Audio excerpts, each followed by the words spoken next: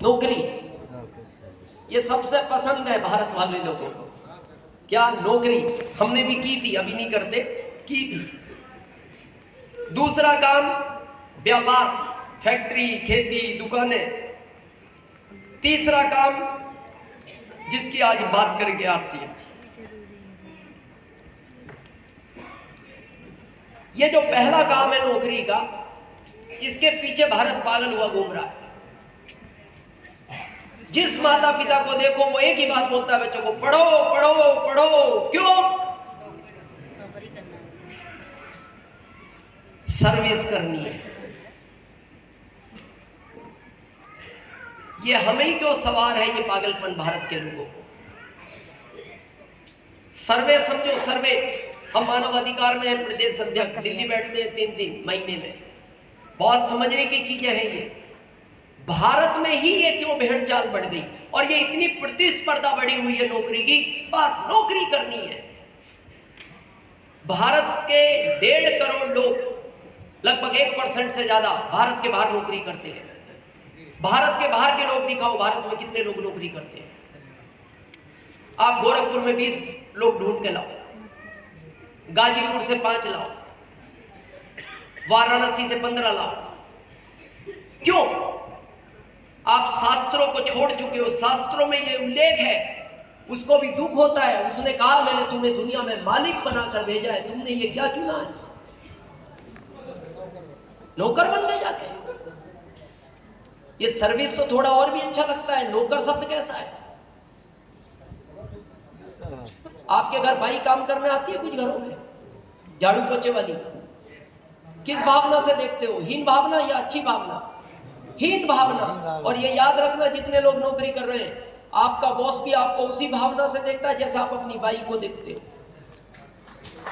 वो ही है, फर्क नहीं है, केवल लेवल का फर्क है। और आपको इसलिए अच्छी लग रही है नौकरी क्योंकि डायरेक्ट आपको बोलने वाला नहीं है। क्योंकि हमारे भारत में डायरेक्ट नहीं बोला जाता। आपको क्या कहा जाता है? रामू फाइल लाओ, किशन पानी पिलाओ। लेकिन सही नाम जो था ना, अगर वो बोल दे तो दुख होता है। वो कहते नौकर पानी ला, नौकर फाइल ला, जबकि है तो वही है। क्यों? हमारे यहाँ डायरेक्ट बोला नहीं जाता क्योंकि अच्छा नहीं लगता। आप कभी भी देखना, पत्नी पति का डायरेक्ट नाम नहीं लेती, इनडायरेक्ट बोलती है। जैसे हमारे बच्चे का नाम विवेक है, विवेक के पापा बाजार जाओगे क्या? ये इनडायरेक्ट है, इसलिए अच्छा लगा। वो डायरेक्ट पूछ ले, और दिनेश चौधरी बाजार जाना है?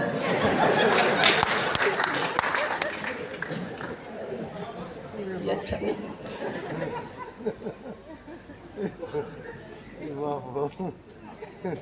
तो डायरेक्ट तो राम नहीं हो आप,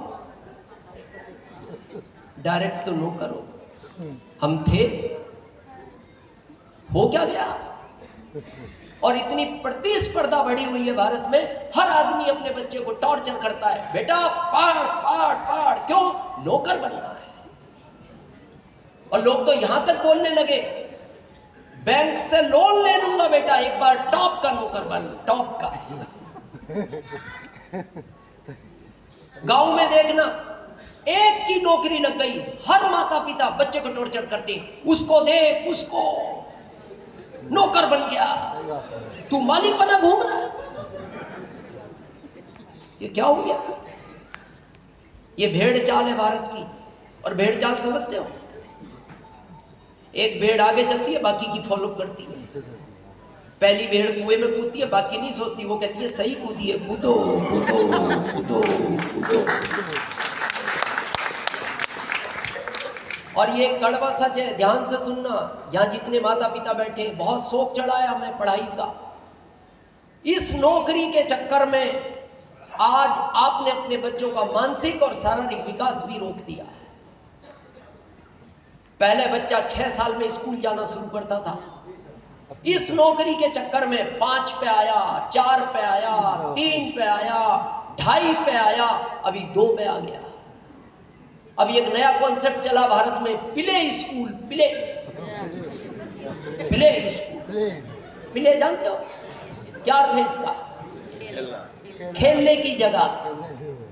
तो घर में वो बच्चा चुनाव लड़ता, घर में क्या करता? खेलता और माता पिता के साथ खेलता। आपने पैसे देकर अनजान लोगों के साथ खिलवाया है। और आज के माता पिता ध्यान रखना, इसीलिए आजकल के बच्चे का आपसे इमोशनल अटैचमेंट कम हो गया। सही बात है।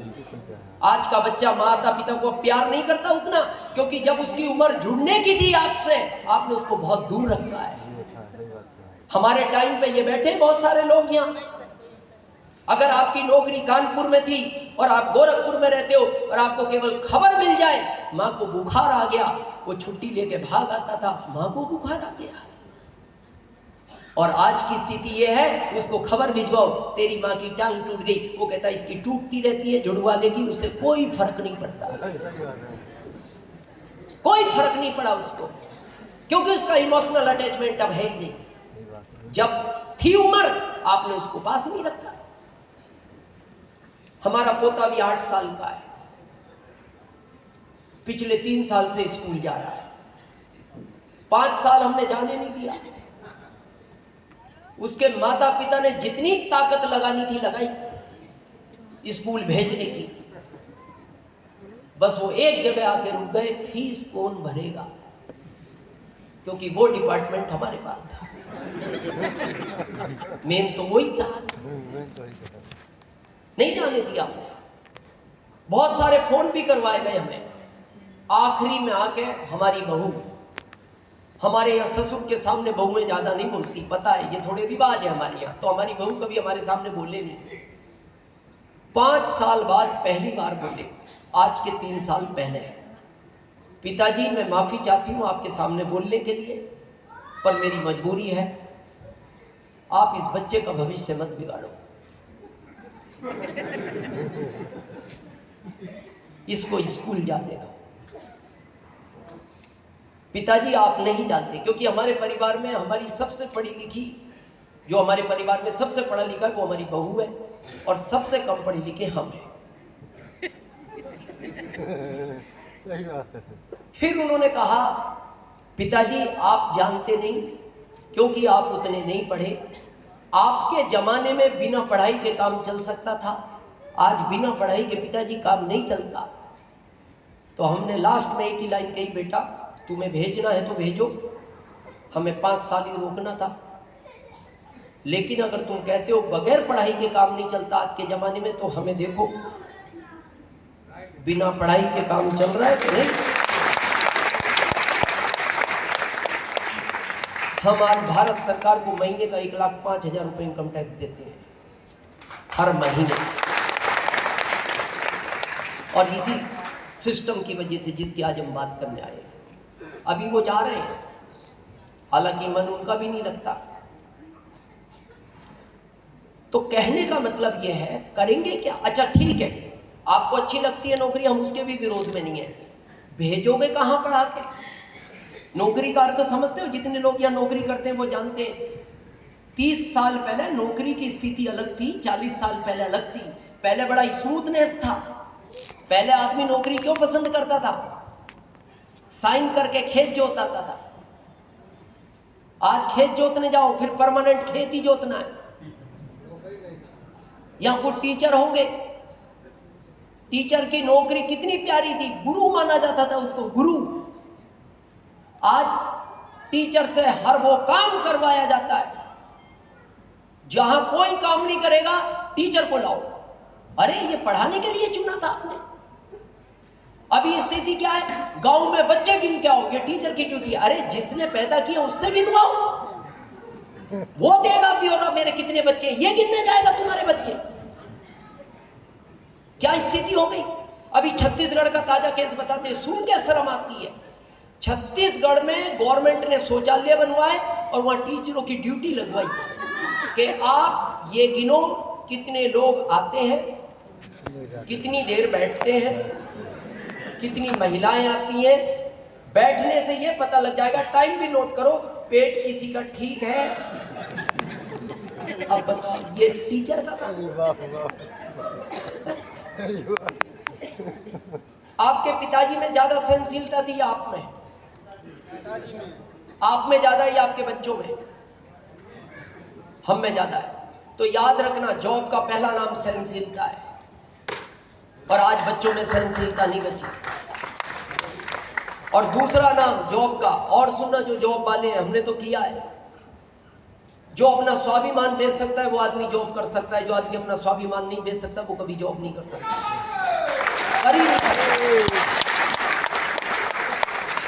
हम तो निकले उस दौर से, आप कुछ लोग हैं अभी करंट में।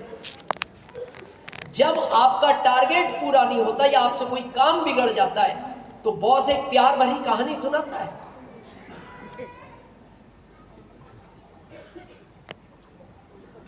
हमने कई सुनी है, और वो ऐसा प्यार का किस्सा होता है जिसको दो ही लोग जानते हैं आज तक भी, एक सुनने वाला,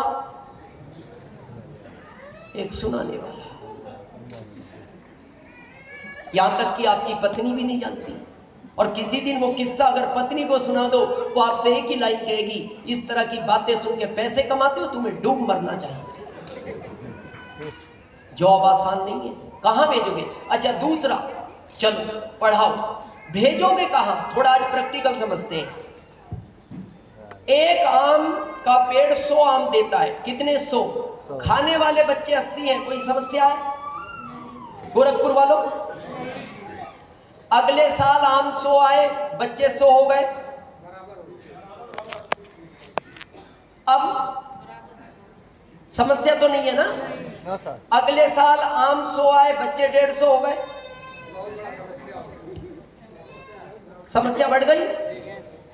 अगले साल आम 100 आए, बच्चे 200 हो गए, और समस्या बढ़ गई, और बढ़ गई। अगले साल पेड़ ने कहा मेरी क्षमता कम हो गई, आम 50 आए, बच्चे 300 हो गए, है? खतरनाक हो गया। करंट सिचुएशन है भारत की ये। इस जगह खड़ा है भारत करंट में, इस जगह।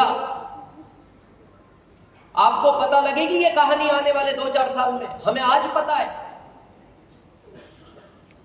ये घमासान पे खड़ा है अभी भी, और आपको पता नहीं हो तो प्रैक्टिकल बात करते हैं। आज के 6-7 महीने पहले आपके यूपी में, आप देखो कोई सा भी न्यूज, आपके यूपी में ये जॉब निकली, पुलिस की भर्ती, 60,000। आम कितने थे? 60,000। खाने वाले पहुंचे 52 लाख। 52 लाख। आम कितने हैं? 60,000। आया होगा इनके सबके हिस्से में आम? नहीं आएगा। आम छोड़ो, बहुत को गुठली नहीं मिली, गुठली भी छोड़ो, कुछ को छिक्कल नहीं मिला, और छिक्कल भी छोड़ो, बाद में कुछ लोग तो रो पड़े। उन्होंने कहा भाई साहब आम दो मत दो, पर एक बार दिखा तो दो आम होता कैसा है। 18 साल इस आम के चक्कर में पढ़े हैं हम, 2 नंबर का चश्मा लग गया और तुम कह रहे हो आम नहीं है।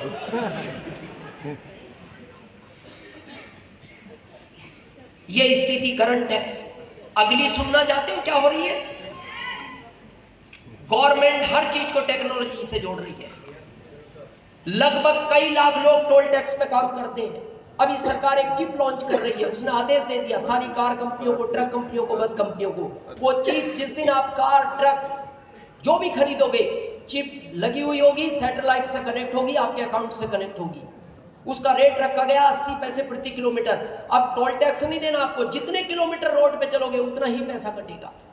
हो सकता है उसमें कुछ संशोधन हो जाए, अभी 80 पैसे है पर किलोमीटर। अब मान लो आप 10 किलोमीटर चले तो शाम को आपके मोबाइल पे मैसेज आएगा 10 किलोमीटर की यात्रा 8 रुपए देने के लिए बहुत बहुत धन्यवाद। ये टोल टैक्स वाला आदमी घर आ रहा है। और अगली और समझना चाहते हो आमों की क्या स्थिति हो रही है? बैंक में कई लाख लोग भारत में काम करते हैं। अभी भारत सरकार को बैंकों ने कहा है कि हम बैंकों को डिजिटल कर रहे हैं, ये 2 महीने पहले कहा है, और भारत सरकार ने कहा कर दो कर दो। बैंक डिजिटल होते ही पता है क्या होगा? भारत में बैंक नहीं दिखेगी, ना एटीएम दिखेगा, ये सारी करेंसी आपके मोबाइल में आने की तैयारी में है, और 4 बैंक ला चुकी हैं। अगर आपका पंजाब नेशनल और यस बैंक में कोई रिश्तेदार काम करता हो ना, उसको पूछना उसकी सैलरी अब ट्रांसफर नहीं होती, उसको करेंसी ट्रांसफर होती है। यही नोट 500 का, 200 का, 100 का, 50 का, ये सब अब आपके मोबाइल में रहा करेगा। जैसा RCM का ऐप है ना, 2 गामा चाहिए, 2 सेलेक्ट करो। मान लो आपको दिलीप त्रिपाठी सर को 1300 रुपए देने हैं, तो आपके मोबाइल में नोट दिखाई देंगे, तो 500 के 2 सेलेक्ट करो, 200 का 1 करो, 100 का 1 करो, त्रिपाठी सर के नाम पे आके क्लिक कर दो, आपके मोबाइल से वो नोट इनके मोबाइल में चला जाएगा। ये आगे वाले आमों की स्थिति है। और सुनना चाहते हो? AI आ गया, AI लॉन्च हो गया भारत में, और जो बच्चे हैं वो जानते, यानी वो 50 में से भी 40 आम वो खाएगा। वो कह रहा है इसमें से भी 40 में लूंगा। पहला AI लॉन्च कर दिया इंदौर में, ट्रैफिक पुलिस में चौराहे पे खड़ा हो गया। 8 घंटे की ड्यूटी करता है एक जवान, मान लो 25,000 सैलरी है, वो खड़ा हो गया, 8-8 घंटे की 3 ड्यूटियां खा गया, 3 जवानों की नौकरी खा गया वो अकेला। और खड़ा है दिन रात, ना उसको टॉयलेट लगती है, ना भूख लगती है, कहीं नहीं जाना, वहीं खड़ा है, टेंशन। और एक बार पुलिस की निगाह से आप बच सकते हो, उसकी निगाह से नहीं बच सकते, चारों तरफ देखता रहता है, ऐसे घूमता रहता है। और यहां आपके यहां जैसी पुलिस वाला घूमता है, आप इधर से स्कूटी लेके निकल जाते हो, वहां नहीं निकल सकती।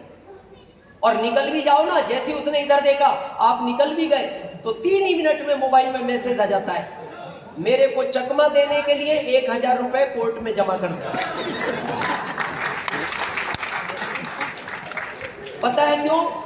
उसके पीछे भी एक आंख है, मतलब वो इधर देखता है तो उधर भी देखता है। अच्छा, पुलिस वाले को जाके तो और भी कन्विंस कर लो, बाबूजी वो रेड लाइट इसलिए टूट गया सिग्नल, और वो मेरा दिमाग काम नहीं कर रहा, मेरे क्या है रिश्तेदार एक हॉस्पिटल में है, उनको ब्लड देना, बाबूजी माफ कर दो, आगे ध्यान रखूंगा, बाबूजी लो 100 रुपए ले लो। उसके पास जाकर आप कुछ भी बोलो, वो कहता है मैं तेरे को जानता ही नहीं, क्योंकि उसमें कोई इमोशनल नहीं है। होगा क्या, ये पता है क्या कहानी है?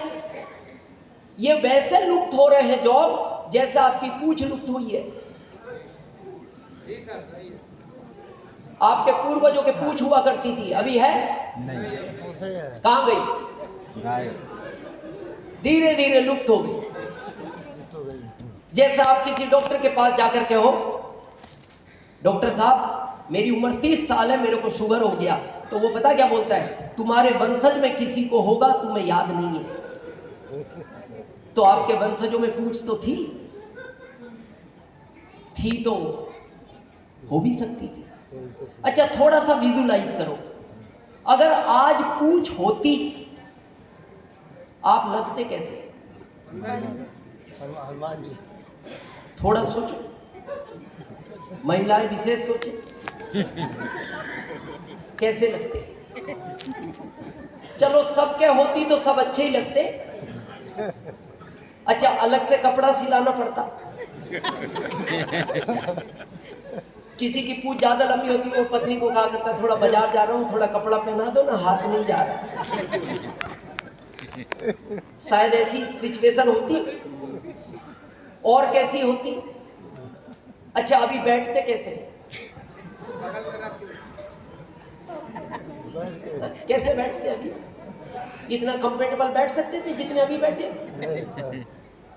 अच्छा चलो बैठते, लेकिन आपके बारे में अभी लोग बातें कैसी करते? भाई साहब देख के बैठा करो यार, पूंछ पर ही बैठ गए। शायद होती तो ऐसी बात होती। और कैसी होती? भाई साहब बच्चे को समझाओ यार, बार बार पूंछ खींच कर भागता है। और सुशील सर आपके बच्चे का तो विशेष ध्यान रखना पड़ता, बहुत नटखट बच्चा है ये, तो एक साथ पता नहीं 3-4 की खींचा था। अच्छा चलो, यहां तो ऐसी बात होती, घर में कैसी बात होती? घर में बेटा दिन भर मेरी पूंछ खींचता रहता है, कभी मम्मी की भी खींचा करता। धन्यवाद उस भगवान का, गायब हो गया। यही टाइम इसका आने वाला है। अच्छा, एक दिन की कहानी हो कर लो, मामला 60 साल का है।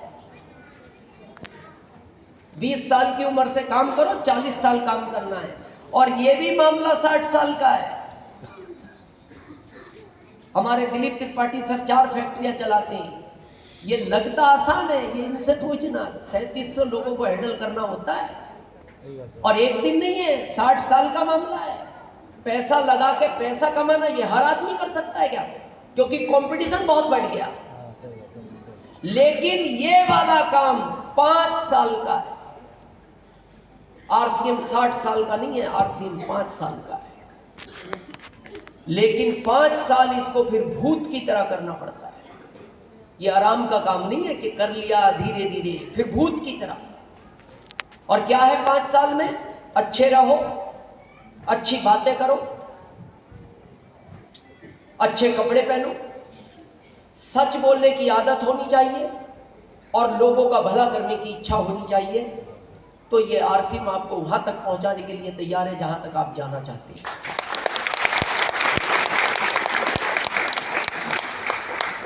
आखिरी काम इसमें क्या है? लोगों को समझाना।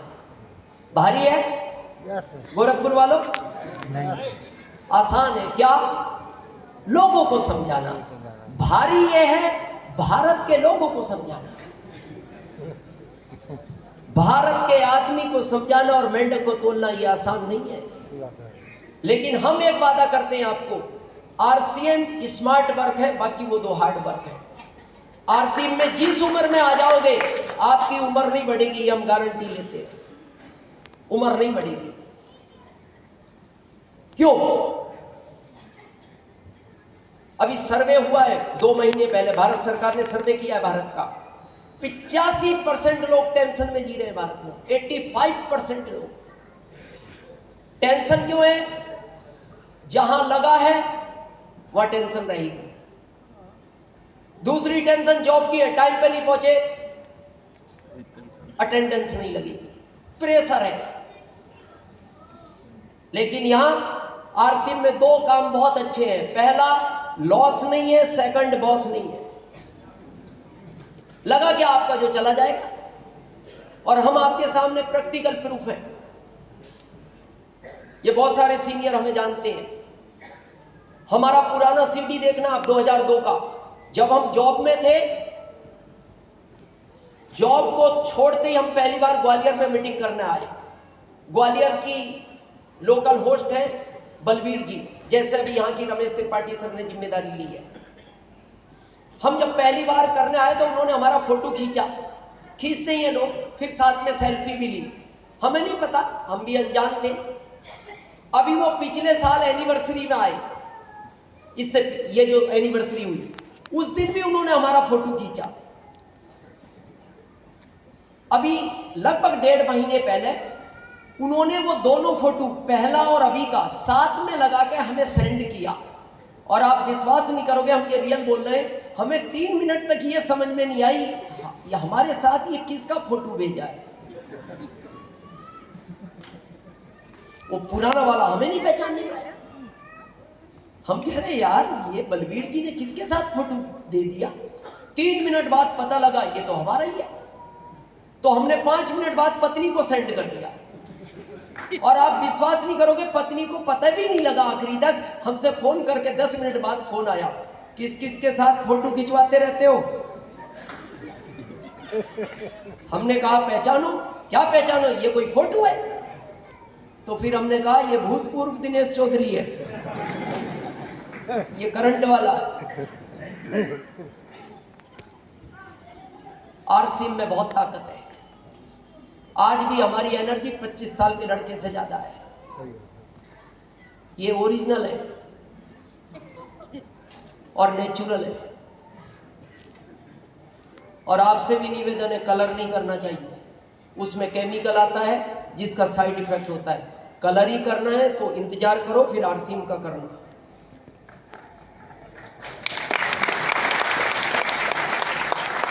पहला ऐसा कलर लॉन्च हो रहा है जिसमें केमिकल नहीं है। ये पहला रिकॉर्ड है आरसीएम का दुनिया का जिसमें केमिकल नहीं है। ओरिजिनल है, नेचुरल है। और हमारी एज अभी रनिंग 57 है।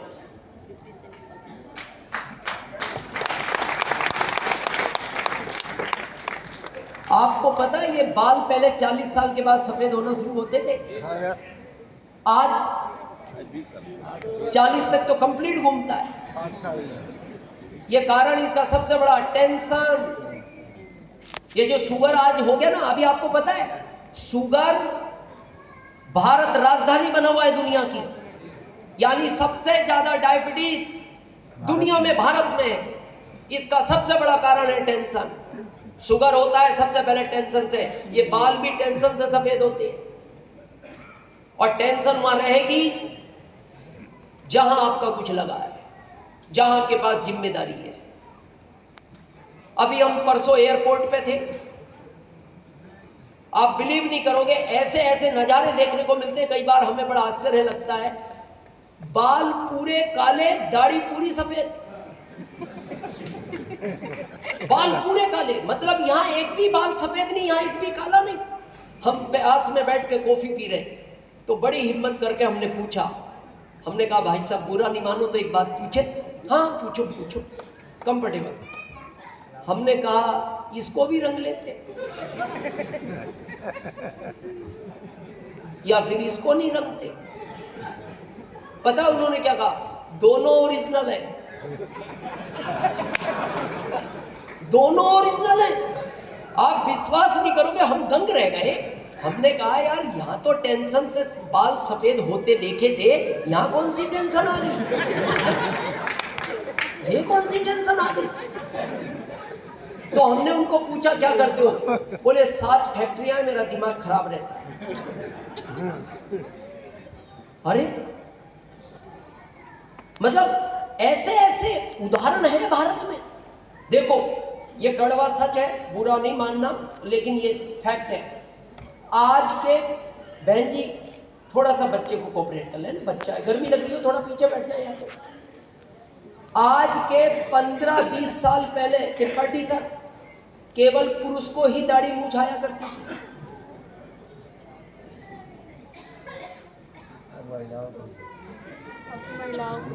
महिलाओं को नहीं, हम आगे कुछ नहीं कहते, इंतजार हो रहा है, हम कुछ नहीं। आप एयरपोर्ट पे देखना, ये शहर में जो महिलाएं हैं ना, पहनावे तो गड़बड़ हो गए, उसकी तो आगे बात करेंगे। टी शर्ट पहनती हैं, जीन्स पहनती हैं, बाल है इतने इतने, और ये सब कुछ अच्छा खासा। अब पता कैसे लगे ये कौन है? वो तो बहुत ध्यान से देखने से पता लगता है, ये तो मात्र शक्ति है। क्या हो गया? इसका सबसे बड़ा कारण है टेंशन और खान पीन। तो 60 अच्छा है या 5 अच्छा है? आसान क्या लगता है, 5 या 60? करना चाहिए 5। ये इतने सारे सीनियर बैठे, कई बार हम भी विचार करते हैं और आपको भी लगता होगा भारत में आदमी को इतना क्यों समझाना पड़ता है, जबकि आप देखना भारत में पशु पक्षी जल्दी समझते हैं, वो भी भारत के। यहां किसान बैठे, किसान किसान हाथ खड़ा करो। आप एक बैल पहली बार खरीदो, उसको खेत से घर लाओ पहले रास्ते से, दूसरे दिन भी उसी रास्ते से लाओ, 9 दिन लगातार उसी रास्ते से लाओ, 10वें दिन आप उसके रस्से खेत में छोड़ देना, घर आ जाएगा। क्यों? आपने उसको 9 दिन समझाया है। हम 23 साल से समझा रहे हैं, और बैल को नहीं, बैल को नहीं। क्या हो गया ये हमें? क्या हो गया? आदमी नहीं समझता, वो 9 दिन। अरे एक अनपढ़ आदमी अपने फायदे की बात समझता है, हम तो पढ़े लिखे हैं। अभी आप सड़क पे चलते हुए एक अनपढ़ आदमी को पूछना नहाता कौन सी साबुन से है, वो नाम बताएगा, लक्स, हमाम, लाइफ बॉय, जो भी, और उसको धीरे से कहना जो साबुन तू अभी जहां से ला रहा है ना, तेरी 5 गली छोड़ के वो साबुन 50 पैसे सस्ता मिलता है। वो चुपचाप दुकान पकड़ लेगा, क्योंकि उसे पता है बूंद बूंद से घड़ा बढ़ता है, 50 पैसे सस्ता। 5 गली छोड़ के परमानेंट दुकान पकड़ ली। यहां तो 45% के मालिक हो आप। फिर उसके लिए बार बार मीटिंगें करो। और ये ऐसा नहीं है आखिरी मीटिंग है आज, जून में फिर मीटिंग है। यहाँ बंगाल टाइगर गोयंका साहब आ रहे हैं, जिनको बंगाल का टाइगर बोला जाता है आरसीएम का, वो आ रहे हैं कब? जून में। अच्छा, जून में उनकी मीटिंग है, आप लोग आओगे? गोरखपुर वालों, पीछे वालों आओगे? आज समझ में नहीं आई बात? क्या हो गया? कभी अपने आप से पूछो, आरसीएम के लिए मीटिंग क्यों चाहिए? अरे प्रोडक्ट खाओ, अच्छा लगता है, दूसरों से बात करो, क्या मीटिंग की आवश्यकता है? बार बार वही कहानियां बतानी है। तो सबसे पहला काम क्या करना है? क्या करना है आज सबसे पहला काम? आए हो तो आईडी लो, आए हो तो आईडी लो। आईडी अगर है तो आज से 100% प्रोडक्ट यूज करने की कसम खाओ। क्यों? हमारे शास्त्रों में लिखा है सबसे बड़ा धन निरोगी काया। अगर आपका स्वास्थ्य अच्छा है, बहन जी बहन जी बहन जी बहन जी, पेरिस में एक आदमी मरा अभी, आप गूगल पे सर्च करना, खरबपति, और वो 2 लाइन लिख के मरा। ध्यान से सुनना, आपको समझ में आ जाएगा जिसको आप भूल बैठे हो। उसने लिखा पहली लाइन, आपकी बैंक में 100 रुपया जमा है। कितना? 100। और आपका स्वास्थ्य कंप्लीट है, आप इस दुनिया के सबसे अमीर व्यक्ति हो। भारत से नहीं लिखा उसने, क्योंकि पेरिस का था। क्या लिखा उसने? ये भी नहीं लिखा पेरिस के सबसे अमीर व्यक्ति हो, बैंक में 100 रुपए जमा है और स्वास्थ्य अच्छा है, आप इस दुनिया के सबसे अमीर व्यक्ति हो। और दूसरी लाइन लिख के गया, आपकी बैंक में 100 करोड़ जमा है और आपका स्वास्थ्य अच्छा नहीं है, आप इस दुनिया के सबसे गरीब व्यक्ति हो। आरसीएम का पहला उद्देश्य ही स्वास्थ्य है। अभी आरसीएम का नारा है, भारत को स्वस्थ करना है, पूरे भारत को स्वस्थ करना है। और केवल शरीर से नहीं, विचारों से भी, संस्कारों से भी। और गोरखपुर वालों, आपसे भी निवेदन करते हैं, थोड़ी हमें परंपराएं चेंज करनी चाहिए। जब 25वां साल कुछ अलग है तो हमें भी तो कुछ अलग करना चाहिए। हमने परंपराएं अपना रखी है पश्चिम देशों की, और हम चाहते हैं हम महान बन जाएं। हमने इस साल से मीटिंग में बुके माला बंद करवा दी। जब आज मातृशक्ति खड़ी थी, और हम लोकल होस्टों से भी बोलना चाहते हैं, मातृशक्ति को कभी भी किसी के सम्मान में खड़े मत करना, इनका तो सम्मान हमें करना चाहिए, इनसे पुरुष का सम्मान कभी नहीं करना चाहिए। ये हमारे लिए देवी तुल्य होती है, ये पुरुष का सम्मान करेंगे, कहां ले जाओगे देश को? ये जो हार फूल माला थे ना, ये बुके, ये अंग्रेज छोड़ के गए हैं परंपरा, और आपने इसको कम नहीं किया, आपने बढ़ावा दिया इसको। वो एक फूल देते थे सम्मान में, आपको क्या लगा इसने एक दिया है? हम 2 लाएंगे, ये 2 लाया है, हम 3 लाएंगे, ये 3 लाया है, हम 5 लाएंगे। और ये बुके इतना बड़ा रूप ले गया आज कि देना एक को जाना पड़ता है, लेके 2 जाते हैं। इतना बड़ा बुके हो गया। हमने मना कर दिया। और आरसीएम वाले विशेष ध्यान दें, आपके घर कोई भी अतिथि आए, बुके नहीं देना, उसको कोई ग्रंथ दो और ग्रंथ से उसका सम्मान करो। पहला याद करो, हमारे यहाँ कोई अतिथि आता था, हम शॉल पहनाते थे, कहाँ हाथ डालते थे उसके? ये अंग्रेज छोड़ के पश्चिम देशों वाले, हम आज भी उसी नकल में लगे हुए। आज हमने जब रमेश त्रिपाठी सर को कहा बुके नहीं लाओगे, उन्होंने हमारी बात रखी, हम उनका सम्मान करते हैं। आज उन्होंने हमें श्रीमद् भागवत गीता जी ही भेंट की, और हम आपको आज बताते हैं, श्रीमद् भागवत गीता जी को ध्यान से पढ़ लो, आपको आरसीएम समझ में आ जाएगा। सेम है कहानी, समझे? 2-4 लाइन। आरसीएम क्या बोलता है? सच बोलो, आगे बढ़ो। जब कोर्ट में कोई बयान होता है, गवाही होती है, तो जज बोलता है गीता जी हाथ पर रखकर कहो मैं जो भी कहूंगा सच कहूंगा, सच के सिवा कुछ नहीं कहूंगा। और जब किसी को गीता जी दोगे ना तो वैसे भी डर की वजह से झूठ नहीं बोलेगा, कुछ तो सुधार आएगा। दूसरा क्या लिखा है, कर्म करो फल की इच्छा मत करो। ये श्री कृष्ण भगवान ने लिखा है श्रीमद् भागवत गीता जी में, बहुत स्पष्ट लिखा है क्या, कर्म करो फल की इच्छा मत करो। और आप देखना आरसीएम में आते ही पूछते हो इतना करने से क्या आएगा, और जो ये सोचते हैं आरसीएम में इतना करने से क्या आएगा, उनको कभी नहीं आएगा,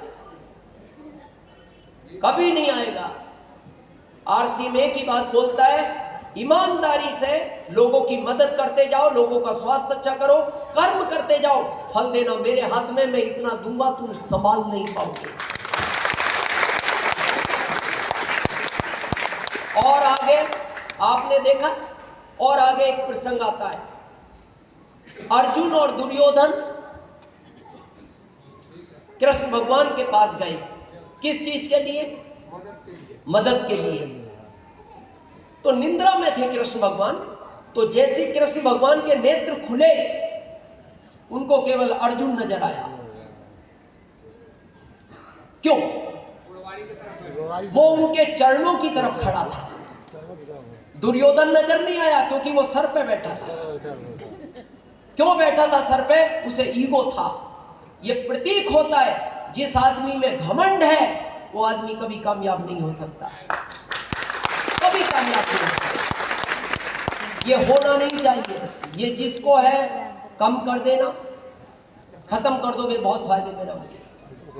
मेरा ये लेवल है तो थोड़ा बात नहीं करना, ये हो गया नहीं। तो जब नेत्र खुले तो उन्होंने पूछा पार्थ कैसे आए हो। उन्होंने कहा भ्राताश्री भी आए हैं।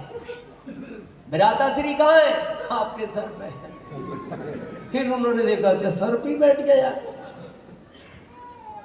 तो उन्होंने कहा देखो अधिकार तो पहला अर्जुन का था, पर तुम दोनों आ गए तो देना तो दोनों को पड़ेगा, मेरी जिम्मेदारी है।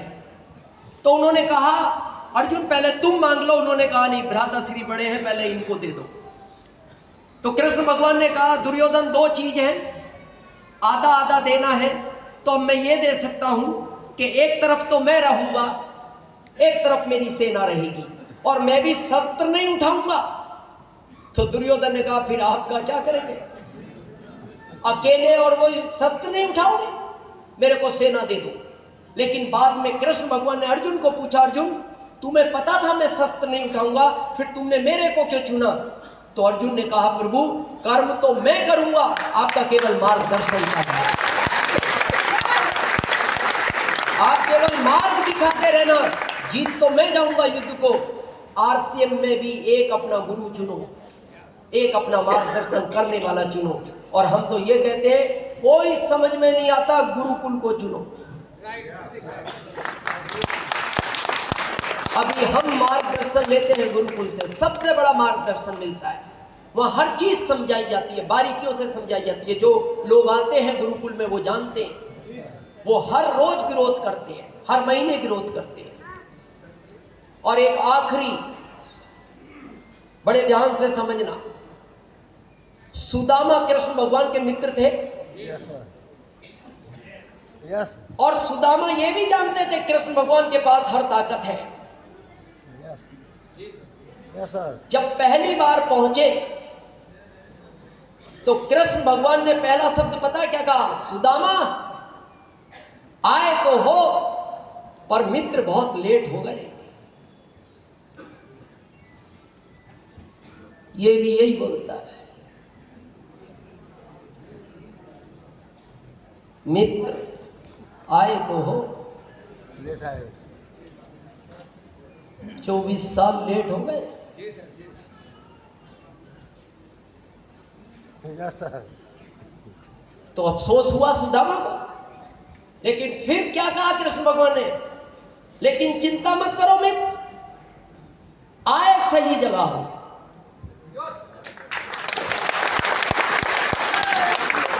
आए कोई जगह हो, सही जगह हो, वो ताकत है मेरे पास। लेट हो गए अब चिंता मत करो, अब हो गए तो हो गए, लेकिन आए सही जगह। और अब ध्यान रखना, अब मेरे को छोड़ना मत। मैं तुम्हारी नहीं, तुम्हारी 7 पीढ़ियों की जिंदगी बदल दूंगा। और पूछा, जैसे हमारा कोई रिश्तेदार बड़े दिन में मिलता है या मित्र, हम क्या पूछते हैं, और घर में बच्चे कैसे हैं, पत्नी कैसी है? तो सुदामा जी की पत्नी का नाम सुशीला था, तो उन्होंने पूछा सुशीला कैसी है? तो सुदामा जी रो पड़े, बोले प्रभु नहीं, अच्छी नहीं है, खाने के लिए अन्न नहीं है, रहने के लिए छत नहीं है। तो कृष्ण भगवान ने कहा लेट हो गए, गलती तुम्हारी है, पर सही जगह आए हो, अब चिंता मत करो, मैं भंडार भर लूंगा। और ये सीनियर जानते हैं आरसीएम क्या भंडार भर सकता है। उन्होंने कहा आज के बाद तुम्हारी 7 पीढ़ियों में अन्न खत्म नहीं होगा। इतना अन्न भर दिया। और फिर विश्वकर्मा को बुलाया, बोले विश्वकर्मा सुशीला का ऐसा महल बनवाओ जो दुनिया में किसी का ना हो। कैसा महल? दुनिया में किसी का ना हो, जिसके ऊपर छत नहीं, उसके लिए ऐसा महल। तो जब विश्वकर्मा जी पहुंचे, सुशीला कृष्ण भगवान का आदेश है, बताओ महल कहां बनवाया जाए। अभी आपसे पूछा जाए, यूपी सरकार आपसे कहे कि पूरे भारत का एक बड़ा महल बनवाना है गोरखपुर में, बताओ कहां बनवाया जाए।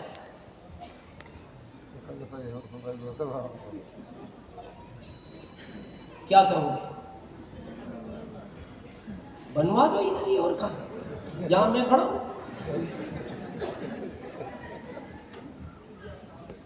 लेकिन सुशीला ने पता क्या कहा, क्या जितने लोग गोरखपुर में रहते हैं इनका भी बनेगा?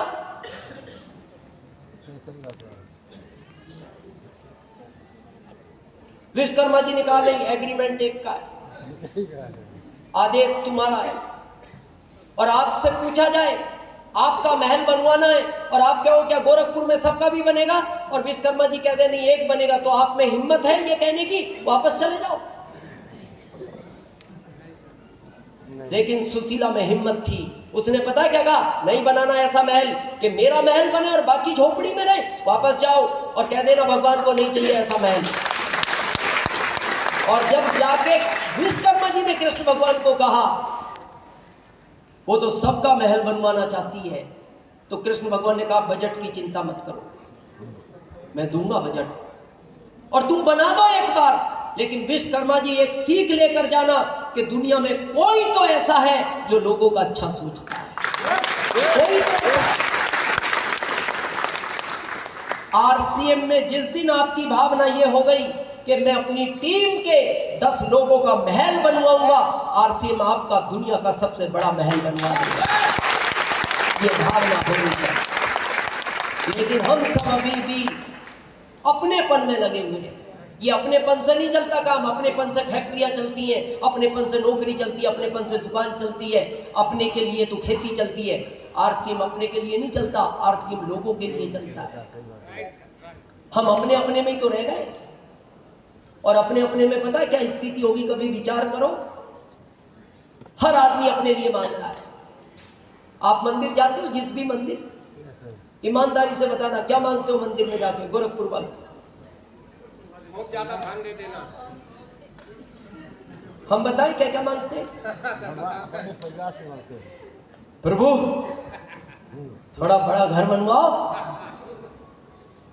अब वो भगवान पता है अपने आप से कहता है मेरा मिलके इन्होंने बनवाया है, कॉलोनी वालों ने। मेरे से आके कह रहा मेरा बन रहा, पर आपका भाव है, आपने मांग लिया। फिर क्या बोलते हो? प्रभु ठंड में थोड़ी सर्दी लगती है, कार दिलवाओ, कब तक बाइक पे घूमूंगा। फिर और क्या मांगते हो? प्रभु बच्चे बड़े हो गए, इनकी शादियां करवाओ। अच्छा ये शादी भी किन से मांग रहा है? हनुमान जी के मंदिर में। अब वो मन मन कह रहे हैं मेरी खुद की नहीं हुई, तो मेरे पास है, बच्चों की करवाओ। बहुत कुछ मांगता है, बैंक बैलेंस भर दो। हम भी मांगते थे जब तक समझ नहीं थी, हमने भी मांगा है। लेकिन अब ध्यान से समझना, जब इतना मांगने के बाद आप मंदिर के बाहर निकलते हो तो सीढ़ियों पे एक आदमी और मिलता है जो आपसे मांगता है। क्या बोलते हो उसको गोरखपुर वालों? भिखारी। अच्छा शब्द है। भगवान किसी को ना बना।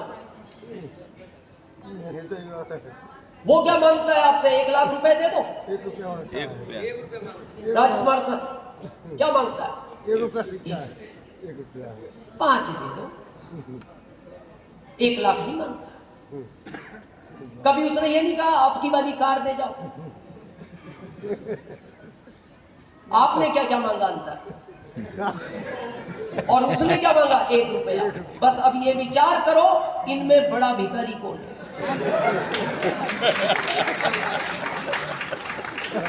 वो अंदर पता है। और देखना उसी दिन भगवान लिस्ट में से आपका नाम काटता है, उसी दिन काटता है। और आपने बहुत लोगों को ये कहते हुए सुना होगा, मैं 20 साल से मंदिर जाता हूं, भगवान मेरी सुनता नहीं। वो कहता सुनना छोड़, मैं तेरी तरफ देखता नहीं। मैंने तेरा उसी दिन लिस्ट में से नाम काट लिया था जिस दिन तूने अपने बारे में सोचा था। मैं उन्हीं की मदद करता हूं जो लोगों के बारे में सोचते हैं। तो थोड़ा सा हमें आरसीएम को गंभीरता से समझना पड़ेगा। ये अपने लिए नहीं है, ये लोगों के लिए है। लोगों की मदद करनी है, हमें करना चाहिए। लोगों का स्वास्थ्य अच्छा करना चाहिए, विचार अच्छे करने चाहिए। तो आज एक संकल्प और लेंगे गोरखपुर वालों, हाथ मिलाना बंद करें आज से। ये बहुत गलत परंपरा है भारत के लोगों की, ये हाथ मिलाने का है। और वो नहीं मिलाओ उसे बुरा लगता है, ऐसे करता है। ये भारत के संस्कार है। ये थे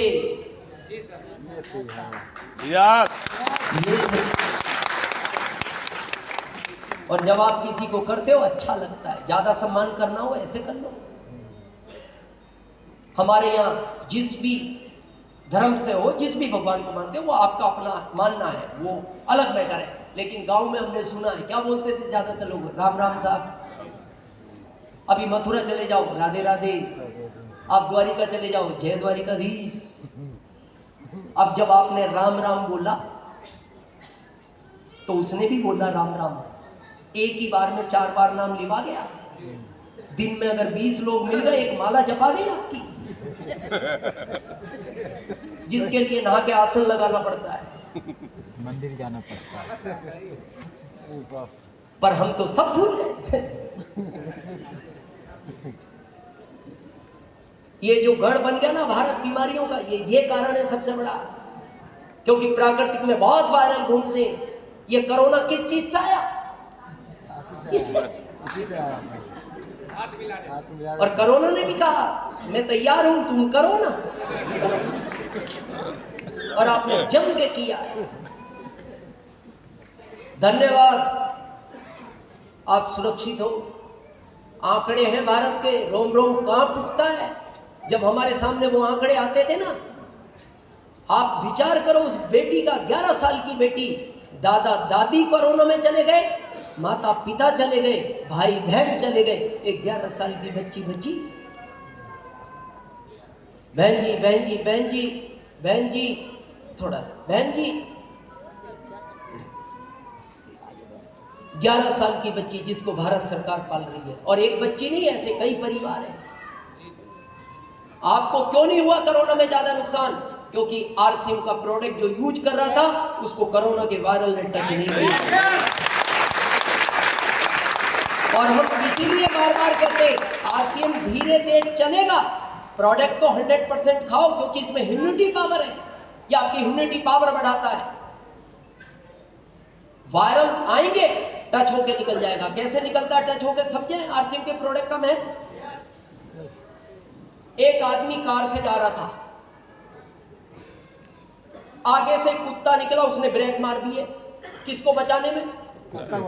तो पीछे से एक बाइक वाला आके ठुक गया। उतरा वो बाइक वाला, क्योंकि हमारे भारत में कहावत है, चाय से केतली ज्यादा गर्म रहती है। सुनो, उतरा, दिखता नहीं। उसने कहा क्या हुआ, क्या हुआ, ब्रेक क्यों मारी? उसने कहा जानवर क्रॉस कर रहा था। जानवर ज्यादा इंपॉर्टेंट है या आदमी? बोले आप मेरे को दिखाई नहीं दिए, मैं पीछे था। बोले मैं आगे देखता हूं। तो थोड़ा उसने कुछ हल्के 1-2 शब्द बोले होंगे मोटरसाइकिल वाले ने। वो कार वाला उतरा, 2 दिए तड़ातड़, जा गया। अभी देखता हूं, फोन किया इधर उधर, जल्दी आओ जल्दी आओ जल्दी आओ। 7 जनों को बुलाया, जाके जब वापस आया कार गायब। तो उसने पान की दुकान वाले से पूछा वो कार वाला कहां गया? बोले वो सामने चाय पी रहा है। तो उस दुकान वाले ने पूछा हुआ क्या, हुआ क्या? दोस्त को पीट दिया उसने। अब तुम क्यों आए हो? अभी बताएंगे क्या होता है पीटना। तो दुकान वाला बोलता है मंत्री जी का लड़का है।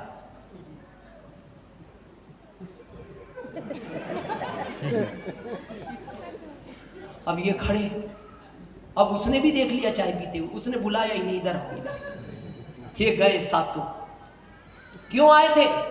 कुछ नहीं, हम तो ये देखने आए थे कार में कोई नुकसान तो नहीं हुआ आपकी।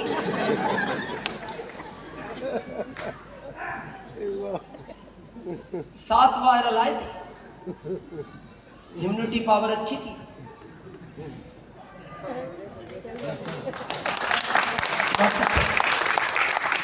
ये आरसीएम का प्रोडक्ट है। मंत्री कितने ही वायरल आए, कोरोना किसको टच नहीं हुआ, सबसे टच होके निकला है। और हम रियल बताएं, बच्चे ज्यादा ध्यान नहीं देते ना न्यूट्रिशन पे। हमारे बेटे को हो गया, बहू को हो गया, उस दिन से सब ठीक ठाक खा रहे हैं न्यूट्रिशन। जिस दिन कोरोना हुआ तब पता लगा उन्हें कि आरसीएम के प्रोडक्ट में क्या ताकत है। ये नहीं करना। और ये एक वायरल नहीं है, बहुत सारे वायरल है। मलेरिया है, डेंगू है। अच्छा सबसे छोटा वायरल पकड़ो आप, तो सर्दी हो जाती है कई बार, है तो बहुत छोटा वायरल, परेशान बहुत करता है। अब मान लो आपको सर्दी हो गई, आप मार्केट गए और गलती से ये रुमाल याद नहीं रहा, अब क्या करोगे? हाथ में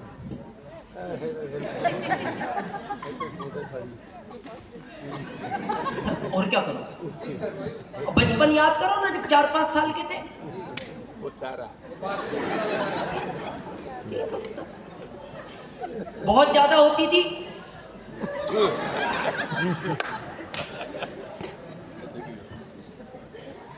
अब हो गई, जाके मिलाया किसी से हाथ, सर्दी उसको दे दी। गारंटी है दुनिया की कोई ताकत उसको 4 दिन बाद सर्दी होने से नहीं रोक सकती। और वो मन मन सोचता है ना ठंडा खाया ना गर्म खाया, सर्दी कैसे हो गई? और मिलाओ। आज के बाद आरसीएम वाले ध्यान रखेंगे, हाथ नहीं मिलाएंगे। यस हाथ से नहीं मिलाएंगे। क्या करना है? राम राम। बहुत ज्यादा सम्मान करना है इसे कर लो। और कोई आपसे हाथ मिलाने भी आए ना, मिलाना नहीं, पहली कर लो। और मन मन में कहो, उसको नहीं कहना, मन मन में क्या, आपकी बीमारी आपके ही पास रखते हैं।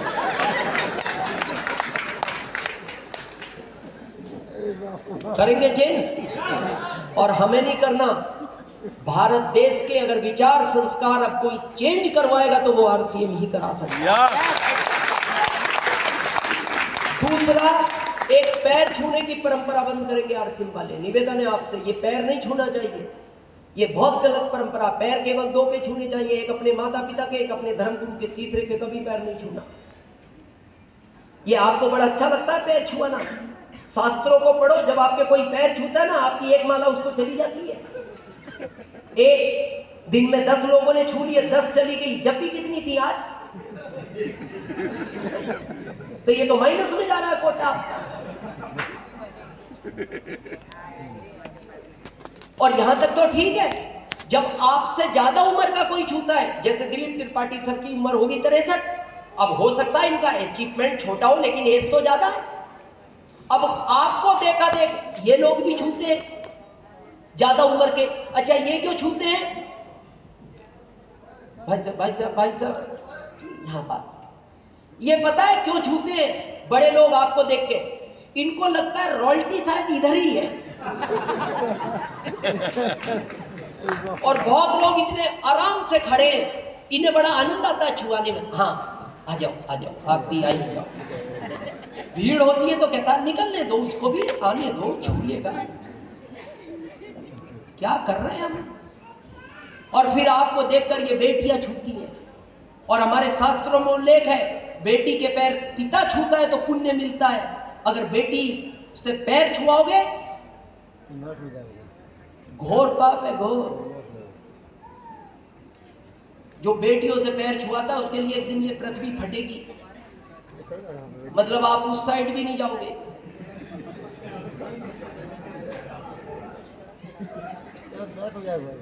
करेंगे चेंज। और एक आखिरी, पहनावे का ध्यान रखेंगे। घर में बच्चों को कहो बेटा खाने पे पैसा खर्च कर देंगे, पढ़ाने पे खर्च कर देंगे, लेकिन हम तुम्हारे पहनावे पे कंप्रोमाइज नहीं करेंगे। पहनावा ठीक होना चाहिए हमारा। हमने ये पश्चिम देशों को देख देख के कपड़े छोटे पहनने शुरू कर दिए। हमारे सामने केस आते हैं मानव अधिकार में, यहां से कहना अच्छा नहीं लगता, बहुत हल्के शब्द है ये, कि कितना नुकसान हुआ है छोटे कपड़े पहनने से इस देश को। और हम पश्चिम देशों के चक्कर में पड़ गए। अरे वहां का फैशन है, वहां छोटे कपड़े पहने जाते हैं, तो मतलब वो छोटे पहनते हम भी पहनेंगे। देखो 50 साल पहले हम कपड़े वहां तक पहनते थे, 10 साल बाद वो कपड़े यहां आ गए और छोटे हो गए, फिर 10 साल बाद यहां आ गए, फिर 10 साल बाद यहां आ गए, फिर 10 साल बाद यहां आ गए, फिर 10 साल बाद यहां आ गए। अभी आप मेट्रो सिटी में देखना, दिल्ली, बॉम्बे, कलकत्ता, यहां है, यहां। और हम ये सोच रहे हैं जाएंगे कहां तक, जाएंगे कहां तक? ये हो क्या रहा है? जिन माता पिता को अच्छा लगता है बच्चों को कपड़े छोटे पहनाना, एक लाइन में समझ जाना ये पश्चिम देशों की नकल है। और एक लाइन बहुत महत्वपूर्ण है, अगर पश्चिम देशों के चक्कर में पड़े तो पश्चिम में जाके सूर्य देवता भी डूब गए।